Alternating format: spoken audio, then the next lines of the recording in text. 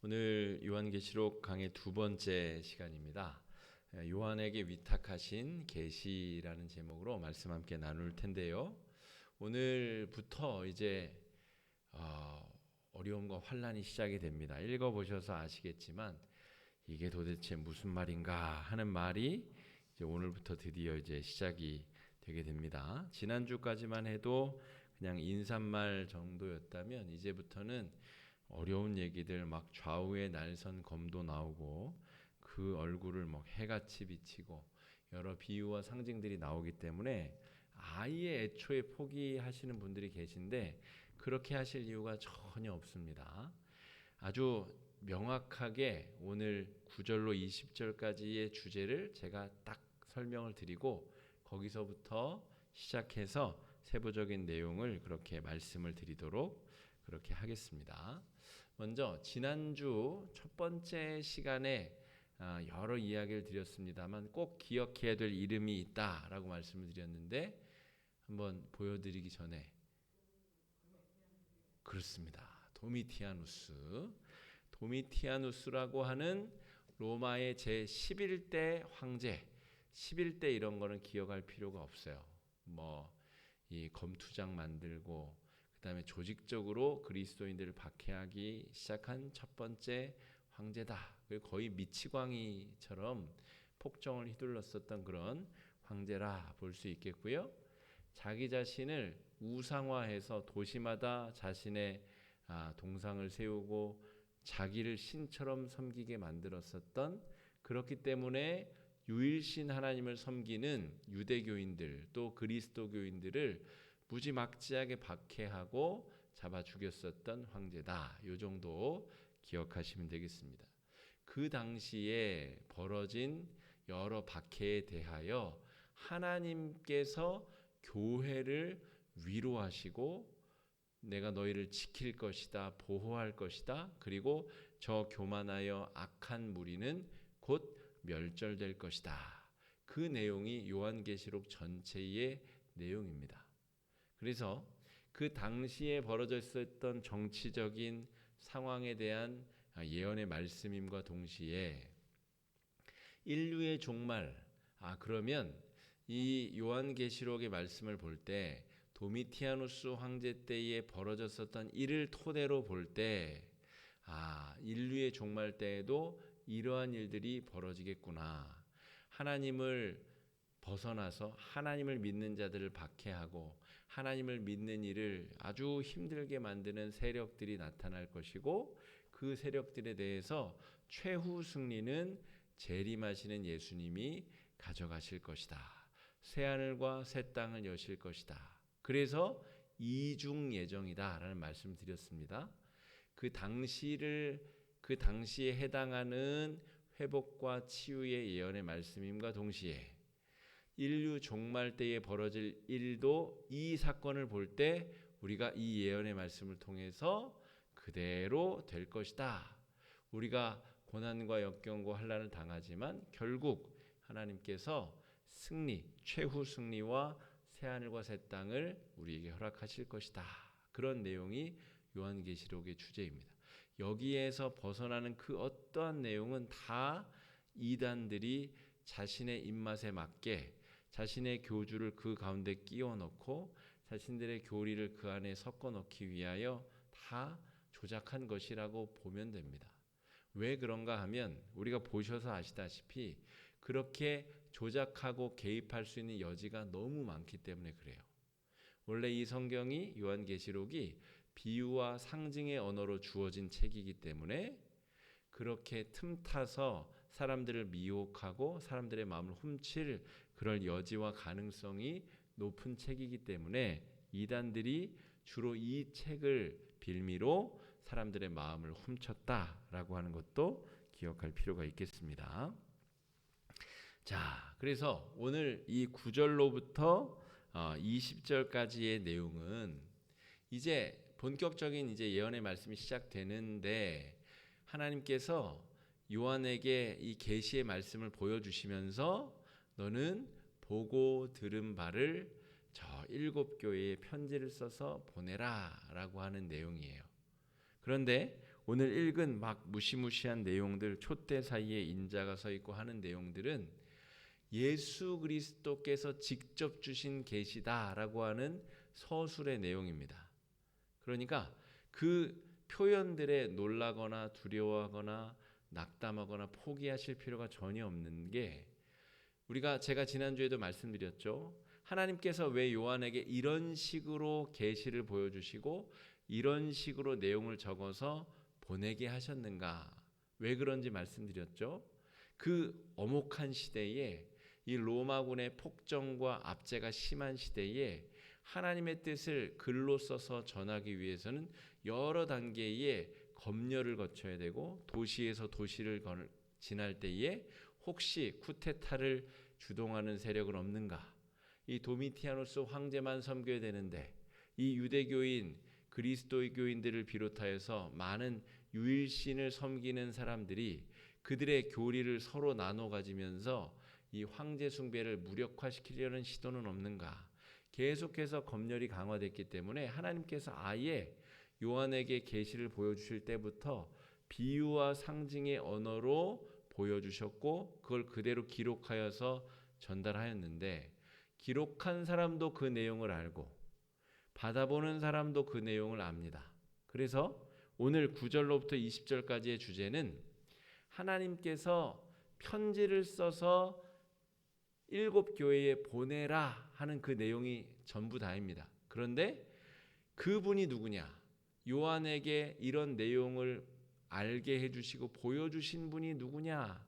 예수 그리스도이시다라는 것을 자세하게 적어야, 이 내용이 그냥 요한을 가장해서 어떤 사람이 쓴 것이 아니라 하나님이 요한에게 예수 그리스도가 직접 나타나셔서 보여주시고 기록하게 해주신 내용이구나를 받아보는 사람들이 알도록 여러 장치들, 여러 확실한 증거들을 그 표현상에 기록한 것이 오늘 본문의 내용입니다. 그러니까 오늘 본문에 괜히 겁먹지 마시고, 요지는 예수님께서 요한에게 계시를 보내주셔서 7 교회에 내가 지금 보여주는 바를 그대로 적어서 보내라. 오늘은 거기까지의 내용을 다룰 예정입니다. 9절에 보면 요한 자신에 대한 소개를 다루고 있어요. 이 바울 서신도 그렇고 요한계시록도 그렇고 이 글을 쓴 사람이 누군가에 대한 확실한 기록이 굉장히 중요합니다. 왜냐하면 다른 사람의 이름을 빌어가지고 가짜 편지를 보내기도 하고 그러기 때문에 편지를 누가 썼는지가 굉장히 중요해요. 그래서 9절과 10절에 요한이 자기 자신, 편지를 쓴 사람이 누군가에 대해서 적고 있는데 그 내용을 좀 먼저 살펴보겠습니다. 첫 번째, 나는 너희의 형제다라고 이야기를 하고 있어요. 9절에 보면 나 요한은 너희 형제요. 이 글을 적고 있는 자가 너희의 형제다라고 말하고 있다는 것이죠. 여러분, 보통 우리가 알고 있는 이단 교주들은 이렇게 표현하지 않습니다. 자기를 하나님의 반열에 올려놓죠. 내가 재림 예수다, 내가 성령이다. 여러 이단 교주들이 자기 입으로 자기의 위치를 그렇게 높이지 않습니까? 그런데 이 요한계시록이 진짜 하나님께서 우리에게 주신 귀한 말씀이라는 첫 번째 증거는 요한이 자기 자신을 너희의 형제요라고 이야기하고 있다는 것이죠. 말년에 요한은 나이도 많았습니다. 그러니까 내가 너희의 스승이다, 내가 너희에게 복음을 전했다, 여러 가지 자기를 높일 수 있는 표현을 쓸 수도 있지 않겠습니까? 실수로라도, 자기 자신의 무의식적 표현으로라도. 그런데 오늘 요한은 자기 자신이 복음 안에서 완전히 우리가 한 형제 자매 되었음을 고백하며, 나도 여러분과 동등하고 똑같은 예수의 보혈로 구원받은 한 사람에 불과하오나 하나님이 나에게 계시를 주셔서 그 계시를 있는 그대로 옮겨 적습니다 라고 기록하고 있다는 것이죠.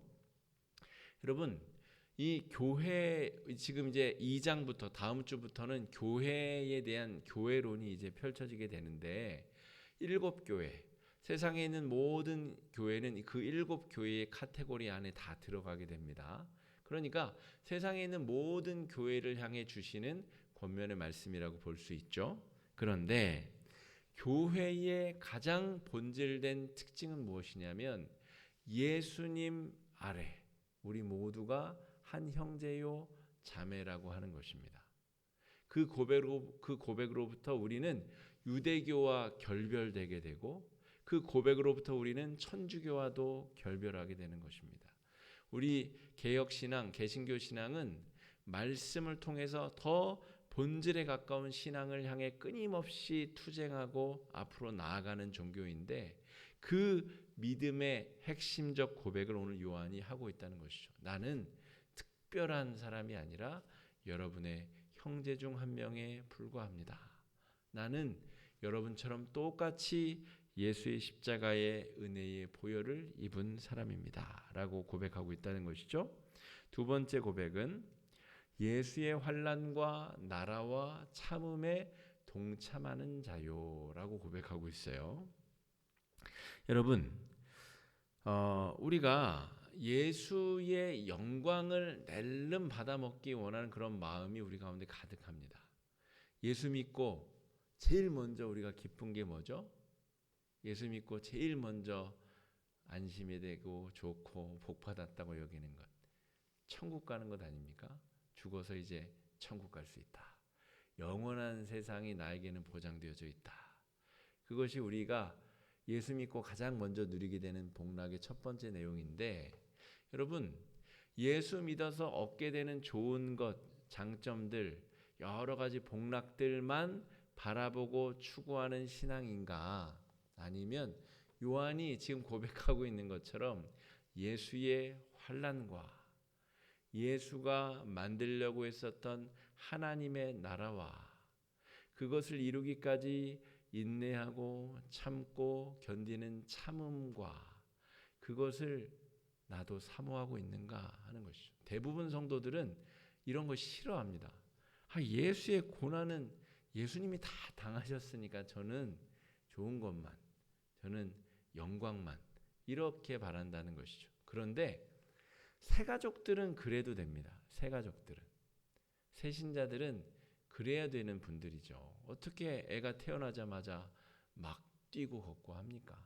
그때는 그게 맞습니다. 그리고 이 새가족 때 기도를 하나님이 잘 들어주세요. 왜냐하면 연약하기 때문에 하나님의 성숙한 기도를 바라시지 않습니다. 그런데 문제는 신앙생활의 연륜이 깊어짐에도 불구하고 그 자리에 머물고자 하는 태도는 하나님이 기뻐하시지 않는다는 것이죠. 요한이 지금 뭐라 그래요? 예수의 환난과 나라와 참음에 동참하는 자다. 여러분 그래서 9절 뒤에 보면 반모라고 하는 섬에 유배되어 갇히게 됩니다. 이 학자들의 연구에 의하면 거기서 모진 노동과 고난을 요한이 다 감당했다고 합니다.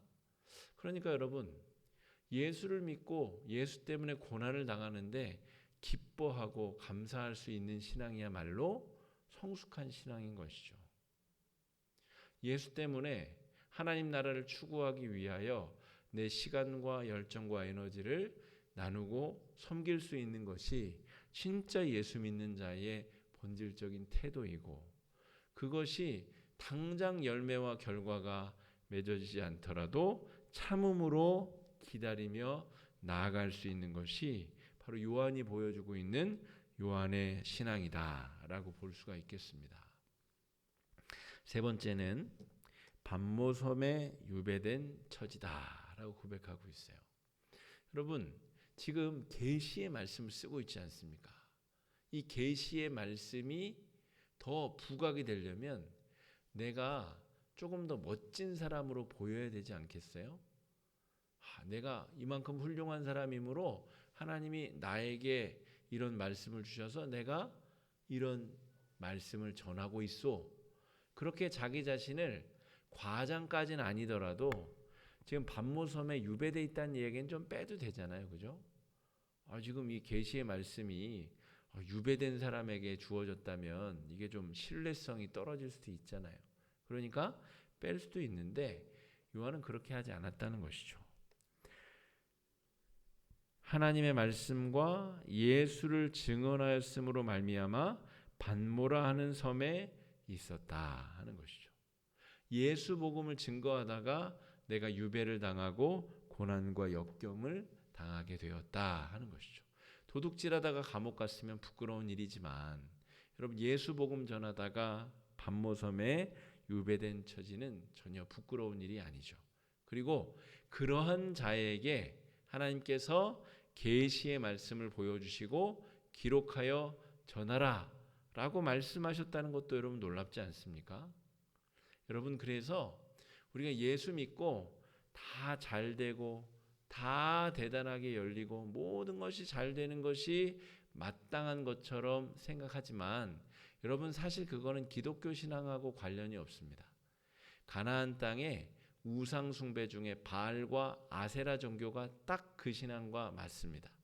만모니즘 신앙. 예수 믿고 복 받아서 잘 먹고 잘 살게 되는 것이 바알 신앙의 신학과 딱 맞다는 것이죠. 오히려 올바른 기독교 신앙은 예수를 믿고 예수를 더 잘 믿으면 믿을수록 고난과 역경을 자초하게 되는 것이죠. 여러분 이 말은 받으실 수 있는 성도님들은 받으실 수 있기를 바랍니다. 하나님께서 우리에게 주시는 귀한 은혜를 단편적으로만 보면 안 된다는 것이죠. 여러분 옆에 있는 철수 엄마, 영희 엄마가 좋은 얘기하고 자기 자랑하고 그러면 우리가 혹해가지고 야 그게 대단한가 싶지만 그 가정에 나쁜 얘기, 안 좋은 얘기는 그 엄마들이 하겠어요? 여러분 그것을 우리가 잘 분별할 수 있어야 됩니다. 그냥 무조건 잘 되는 것이 좋은 것이다가 아니라 정말 예수 안에서 역경도 다룰 수 있고 고난과 환난이 왔을 때도 그 의미를 분별하여 하나님 앞에 바르게 구하고 바르게 나아갈 수 있는 능력이 진짜 능력이다라고 할 수가 있겠습니다.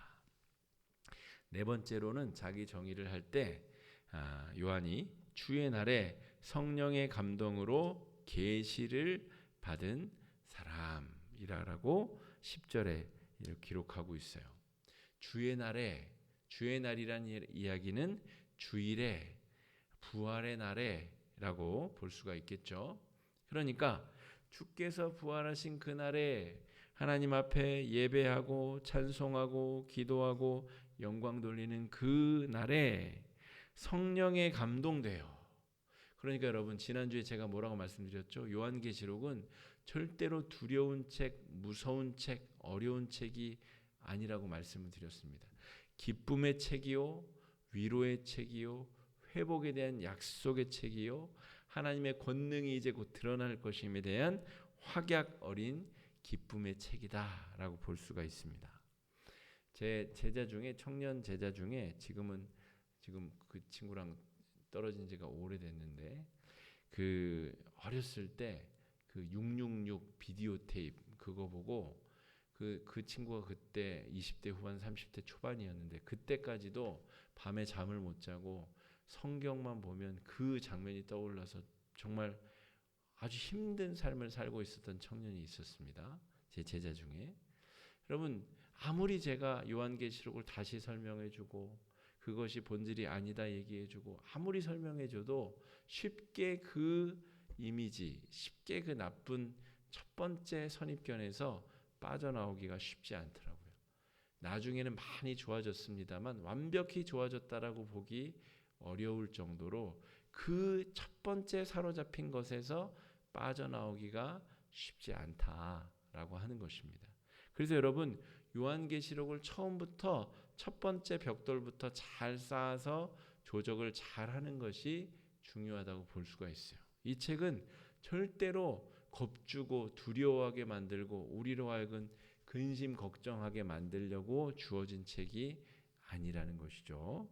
이 책은 위로의 책이고 권면의 책이고 뒤쪽에 7 교회들에게 편지를 보내라라고 하는 것은 교회의 성도들, 교회를 지키시고 보호하시고 회복시키시고 온전케 하실 것에 대한 약속의 내용이다라고 볼 수가 있어요.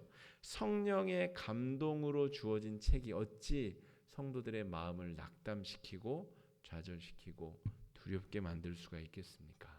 성령의 감동으로 계시를 받아 요한이 지금 이 책을 적고 있다 하는 것입니다. 19절 말씀 한번 읽어보겠습니다. 시작.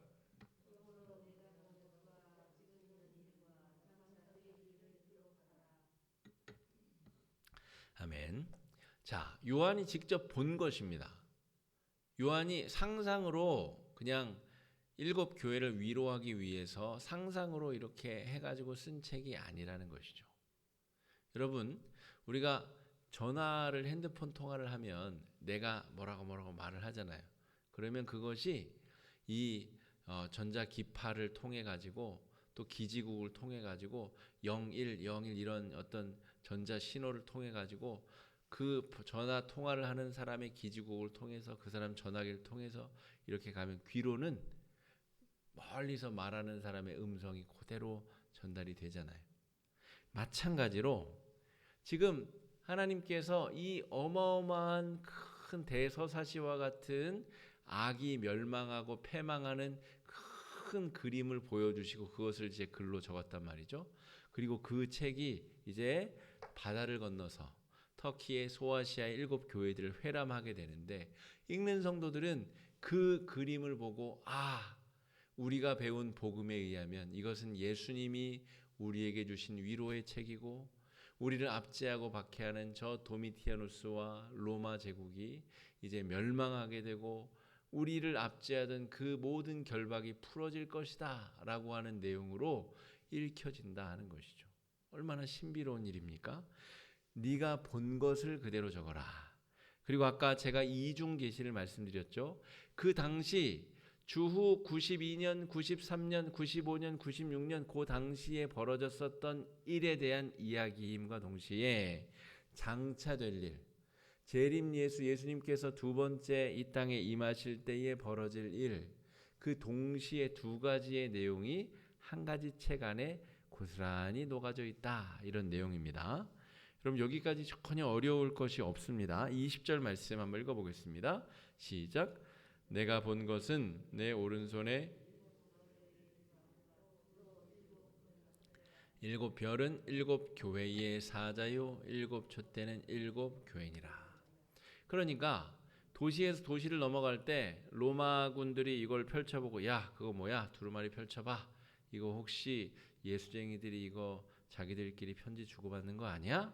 그런데 여기 보니까 7 별이 나오고 7 촛대가 나오고 이거 아니구나 하고 보냈다는 거죠. 그렇게 그런 이미지를 요한에게 보내 보여주셨다는 거예요. 자, 여기 보게 되면 내가 본 것은 내 오른손에 7 별의 비밀과 예수님의 오른손에 7 별과 7 금촛대를 가졌다는 겁니다. 이 내용을 잘 읽어보면 7 금촛대는 바로 교회라는 내용이 나옵니다. 7 별은 7 교회의 사자요 7 촛대는 7 교회니라. 그러니까 예수님의 손에 지금 뭐가 쥐어져 있다고요? 7 교회가 쥐어져 있다. 여러분 어려운 내용이 없습니다. 예수님의 손에 7 교회가 쥐어져 있는 모습이 요한의 눈에 보인 거예요. 그러니까 지금 금촛대 이것이 7 교회를 상징하고 이제 2장부터는 7 교회들에 대한 권면의 말씀이 이어지게 된다는 것이죠. 그러니까 주제, 지금 요한계시록의 주제는 뭐죠? 교회는 예수님이 가장 아끼시는 존귀한 존재다. 무슨 수가 있어도 교회는 예수 그리스도께서 지키신다라고 하는 내용이 요한계시록의 주제입니다. 거기에 뭐 바다의 용이 나오고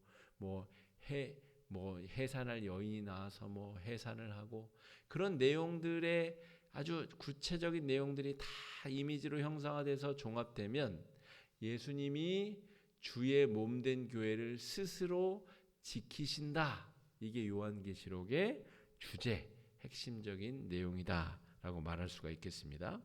다시 앞쪽으로 돌아가 보면 7 금촛대라고 되어 있습니다. 여러분, 이 성경에서 금은 굉장히 특별한 의미를 지니는데, 그럼 금이 왜 가치가 있는지 아십니까? 금이 가치가 있는 이유. 다른 여러 보석들도 있지만 다이아몬드는 투명하고 아주 강하다는 특징이 있죠. 근데 금은 아주 무른 금속입니다. 그런데 이 금이 가치가 있는 이유가 무엇이냐면 상온에서 변질되지 않는다는 그런 중요한 특징이 있어요.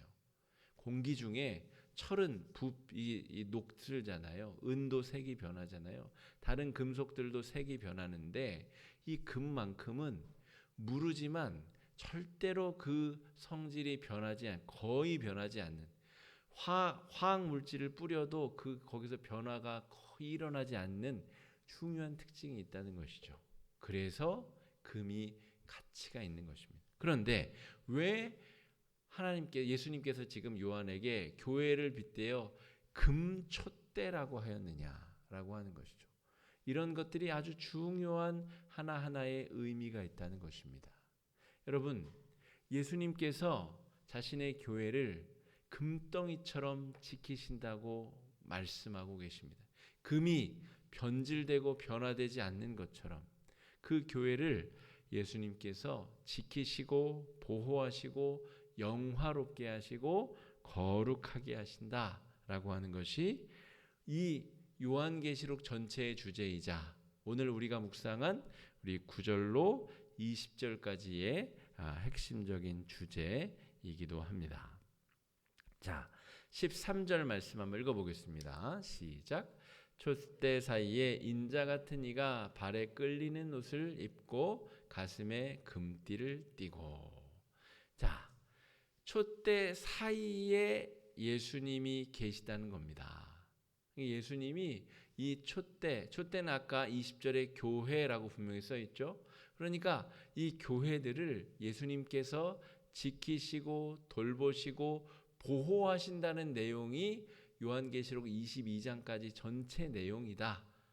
여러분, 그러니까 이 책의 내용을 어렵게 이해하실 필요가 전혀 없다고 볼 수 있습니다. 예수님이 가슴에 금띠를 띠셨다. 예수님과 금촛대 사이에 금이라고 하는 연결고리가 등장하고 있습니다. 우리가 예수 그리스도를 믿고 변화받고 구원받았다라고 하는 것. 여러분, 죽음, 개인적 종말, 내 심장이 멈추고 내 숨이 끊어진다고 해서 내 영혼의 본질이 변화되느냐, 변질되지 않는다는 것이죠. 그게 금이 가지는 의미입니다.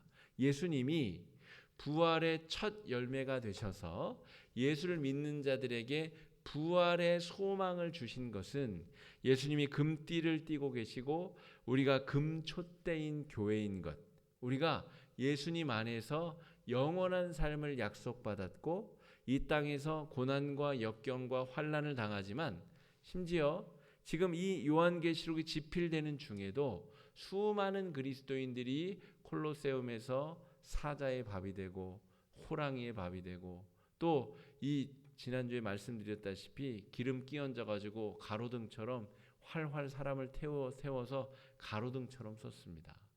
여러분, 그러한 역경과 환난조차도 영혼의 본질, 구원받은 영혼의 본질인 우리가 구원받은 영혼의 본질은 금처럼, 금덩이처럼 변화되지 아니하고 온전하게 승리한다라고 하는 것이 이 구절에 녹아져 있는 아주 의미심장한 내용들이다라고 말할 수 있습니다. 그래서 여러분, 이제 요한이 자기가 보는 대로 기록을 했기 때문에 지금 쭉 13절부터 14절 쭉 이어지는 내용은 예수님의 형상에 대한 묘사를 하고 있습니다. 예수님이 어떤 분이신가? 여러분, 이 초대교회 이단 중에 그런 이단이 있었습니다. 예수에게는 인성이 있으면 안 돼.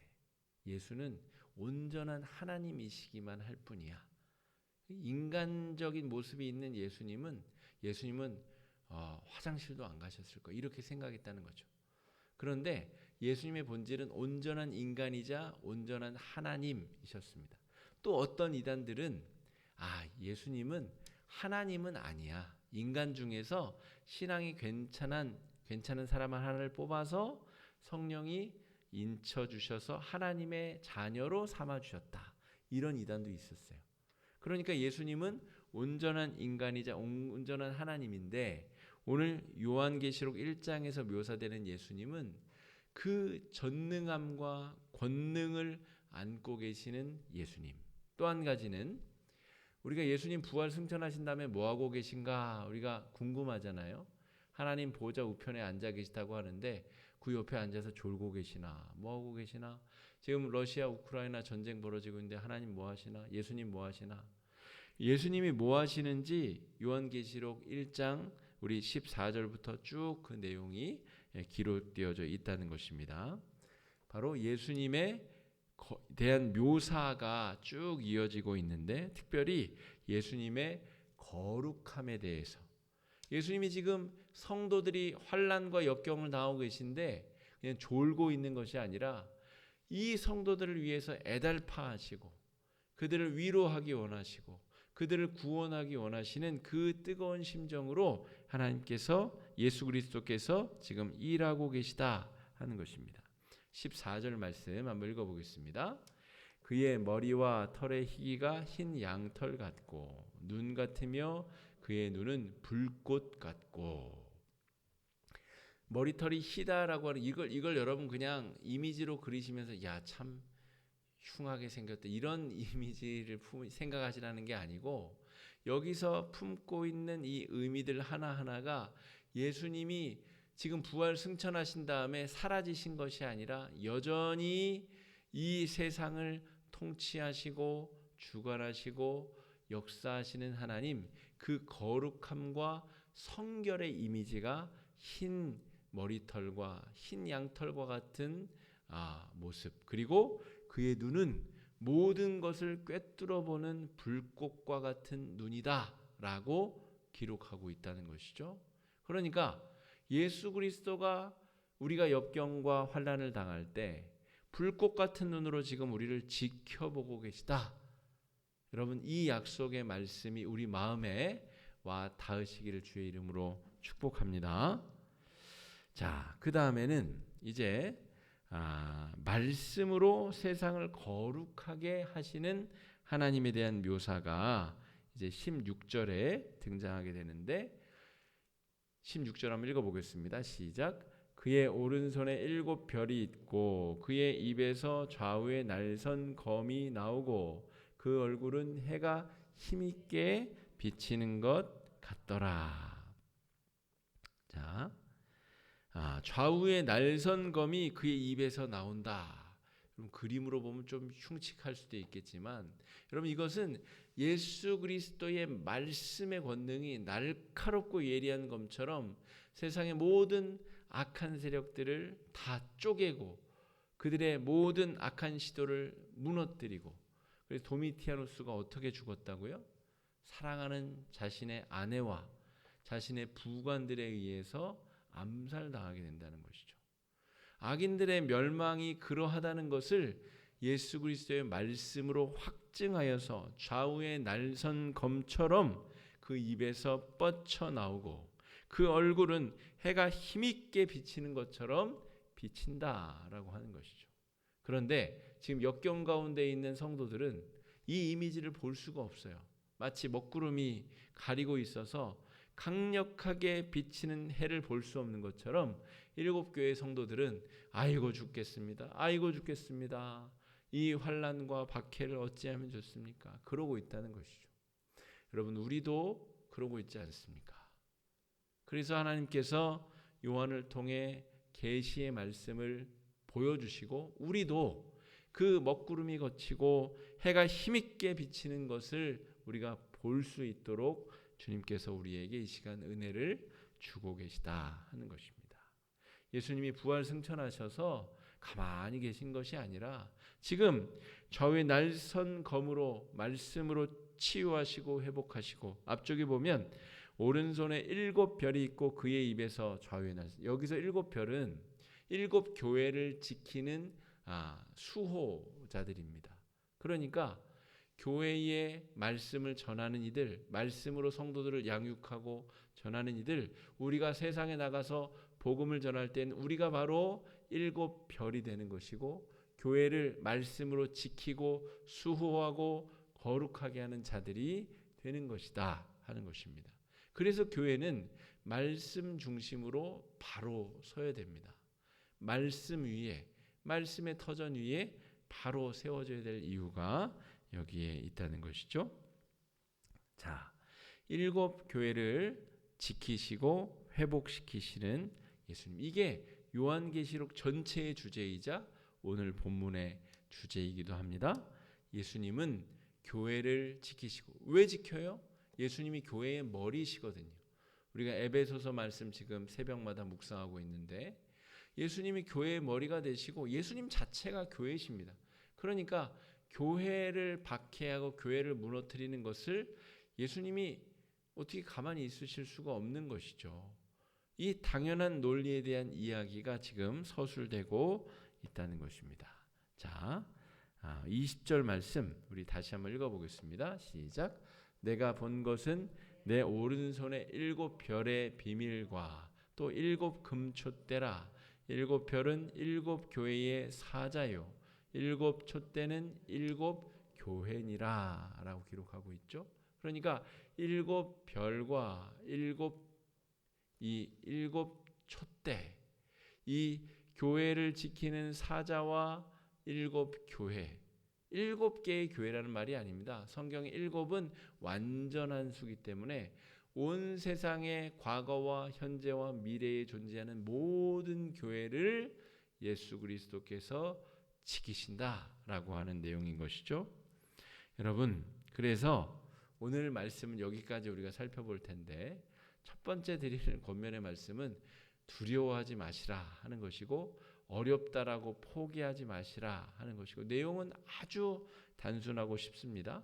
그럼 낭망하지 마시고 또 하늘 보좌를 바라보면서 이 요한계시록 말씀을 통하여 지금 우리가 겪고 있는 환난을 이겨낼 수 있어야 되겠습니다. 코로나19 바이러스든 뭐 전쟁의 공포와 위협이든, 여러분, 우리가 어떤 어려움과 위험에 처하더라도 우리가 교회의 구성원이고 예수 그리스도에 딱 붙어있는 몸의 일부분이라면 낭망하지 말고 좌절하지 말고 승리할 수 있는 교회와 성도들이 되어야 되겠습니다. 이 시간에 말씀 의지하여서 우리 함께 4가지 제목 놓고 기도하도록 하겠습니다. 첫 번째 기도 제목은 이것입니다. 하나님께서 요한을 사용하셔서 하나님의 뜻을 세상에 지금 선포하고 계시지 않습니까? 여러분, 우리 화곡중앙교회는 안 됩니까? 우리도 요한처럼 쓰임받고 싶지 않으십니까?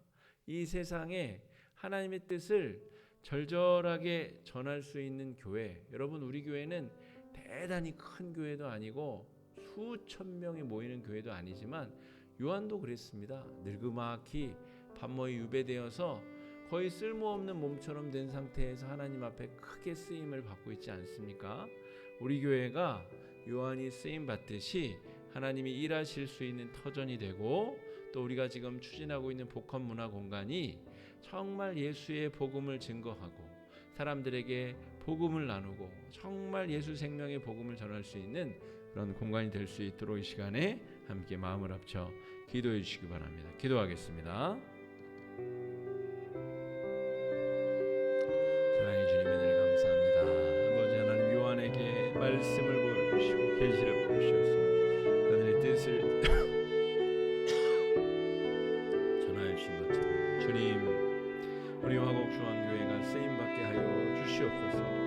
이 세상에 예수 생명의 복음을 증거하는 멋진 공동체가 되게 하여 주십시오. 우리 성도 한 명 한 명이 예수의 복음과 생명의 은혜를 나누는 아버지의 귀한 은혜의 도구들 될 수 있도록 아버지 인도하여 주옵소서. 요한을 통하여 생명의 복음을 세상 가운데 보내고 고난받고 핍박당하는 사람들을 위로하며 그들에게 평안의 복음을 전한 것처럼 아버지, 우리 화곡중앙교회가 주님 이 세상에 거룩한 중보자로 화해자로 하나님의 뜻을 이 세상에 거룩하게 전하는 귀한 일꾼들로 쓰임받을 수 있도록 주님 인도해 주시고 주장해 주시고 역사하여 주시기를 주님 부족함을 주님 불쌍히 여겨주시옵시고 우리가 연약함에도 불구하고 주의 앞에 쓰임받기 원하오니 주님 아버지 인도해 주시고 사용하여 주시옵시고 복합문화 공간이 주 앞에 아름답게 준비되고 세워지게 하여 주시옵시고 그곳에서 목회자가 세상 사람들을 만나고 교인들을 상담하고 주님 세상에 복음을 증거하고 정말 연약하고 아버지 어려움에 처한 사람들을 말씀으로 바로 세우는 아름다운 역사가 그 가운데 이루어지고 세워지고 펼쳐질 수 있도록 주의 아버지 인도해 주시고 역사해 주시고 함께해 주시고 인도하여 주시기를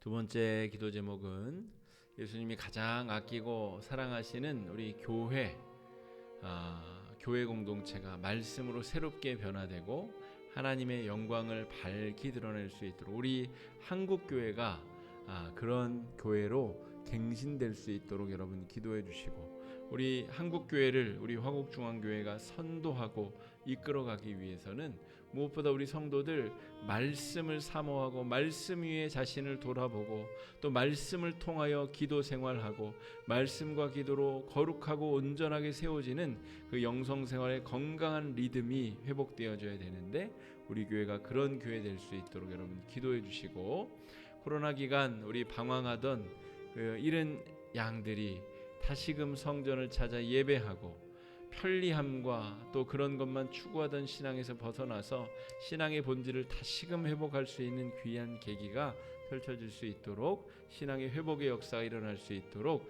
잃은 양들 돌아오고 연약한 심령들 회복될 수 있도록 이 시간에 함께 기도하며 나아가겠습니다. 기도하겠습니다.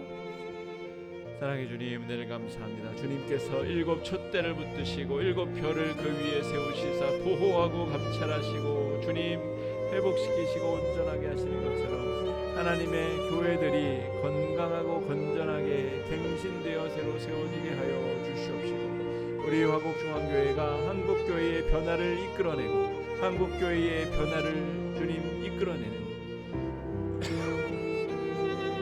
귀하고 아름다운 교회 될 수 있도록 인도하여 주십니다. 그래서 우리 교회가 말씀 위에 바로 서는 교회가 되게 하여 주시옵소서. 말씀을 사모하며 말씀을 묵상하며 말씀 속에 자기 자신을 발견하며 말씀으로 온전케 되고 말씀으로 새롭게 되는 귀하고 놀랍고 아름다운 역사가 있도록 주님 인도해 주시고 주장하여 주시기를 원합니다.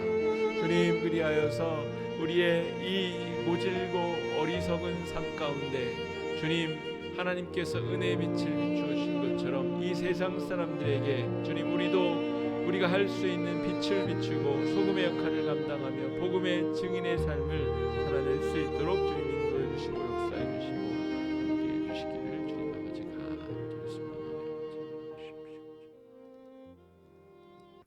세 번째 기도 제목입니다. 역경과 환난 가운데 있는 우리 교회와 우리 성도들이 낙담하지 않고 예수님의 돌보심과 회복하심을 경험하며 충만한 은혜를 누릴 수 있도록 오늘 요한이 자기 자신을 소개한 대로 예수의 환난과 예수의 나라와 예수의 참음에 동참하는 그런 은혜를 우리가 누릴 수 있도록 역경이 지금 당장 벗겨지지 않더라도 믿음을 가지고 승리함으로 나아갈 수 있도록 이 시간에 우리 교우들을 위해서 자기 자신을 위해서 우리 교회를 위해서 함께 기도하며 나아가겠습니다. 기도하겠습니다.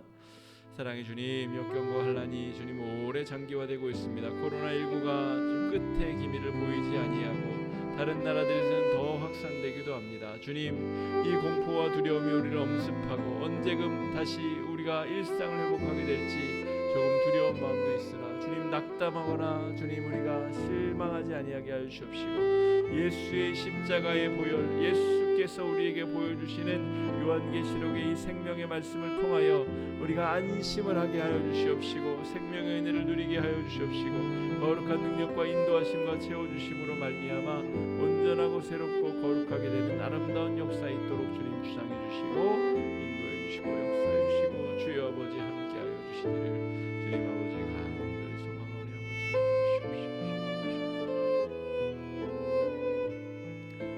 네 번째 기도 제목입니다. 우리 개인적인 기도 제목 가지고 기도하시고 우리 교회 어르신들, 우리 환자들 건강과 우리 회복을 위해서 기도해 주시고 우리 복합문화공간 추진되는 과정 가운데 하나님께서 지금까지도 너무너무 귀한 길을 열어주시고 좋은 사람들을 붙여주시고 하나님께서 여기까지 지금까지 이끌어 주셨는데, 이제는 정말 그 공간이 하나님께서 마음껏 사람을 통하여 일하시는 공간, 하나님의 거룩함과 영광이 드러낼 수 있는 공간이 될 수 있도록 기도해 주시고, 코로나 이후에 우리 교회의 신앙과 우리 성도들의 영성이 온전하고 거룩하게 회복될 수 있도록 이 시간에 함께 기도해 주시기 바랍니다. 기도하겠습니다.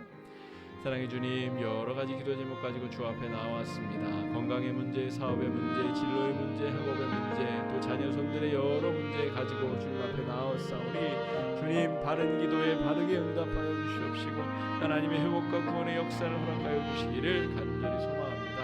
우리 교회 내 어르신들 주님 육체적 건강과 마음과 신앙의 건강을 붙들어 주시옵시고 주님, 예수 생명의 복음의 능력으로 말미암아 주님 그 어르신들 그 말년과 노년을 평안하게 이끌어 주시옵시고 하나님의 귀한 평강 누릴 수 있도록 인도하여 주시옵소서. 주님, 환자들이 여러 가지 역경과 어려움을 딛고 주님 투병하며 기도하고 있습니다. 오랜 질병으로 또한 발병한 여러 가지 질병으로 주님 기도하고 주님 회복을 꿈꾸고 기도하고 있사오니 주님, 예수 보혈의 피 묻은 오른손으로 주님 얹어 주시옵시고 주님 그 환부에 손을 얹어 주시사 온전케 하여 주시며 회복케 하여 주시며 치료하여 주시고 고쳐주시기를 주님 아버지 간절히 소망합니다. 주님 아버지, 우리 북한문화공간 주님 지금까지 여기까지 인도하신 여호와 이레의 하나님께서 정말 하나님께서 사람을 통하여 사람을 회복하고 사람을 통하여 사람을 낚는 귀한 공간, 아름다운 회복의 역사와 구원의 역사가 일어나는 아름다운 시공간이 될 수 있도록 인도하여 주시옵시며 주님, 추진되고 진행되는 과정 가운데 주님 어려움이 없도록, 주님 낙심하거나 실망하는 일이 없도록 주님 사람과 기회와 장소와 여러 가지를 붙여주시옵시고 인도해 주시고 주장하여 주시기를 간절히 소망하오니 인도해 주시옵시고. 사랑의 주님, 요한계시록 1장 우리 9절로 20절까지 말씀, 우리에게 주시는 생명의 말씀임을 믿음으로 나아갑니다. 지금 역경 가운데 있는 성도들 이 말씀으로 위로함 받게 하여 주시옵시고 어려움 가운데 있는 교회를 붙드시고 회복시키시는 주님을 만나도록 주님 인도하여 주시옵소서. 주님, 이 요한계시록 말씀 묵상이 우리의 영혼을 살찌우고 우리의 신앙이 바르게 성장할 수 있는 길을 열어주시기를 간절히 사모하옵고 귀하고 복되신 예수님 이름으로 간절히 기도드립니다. 아멘.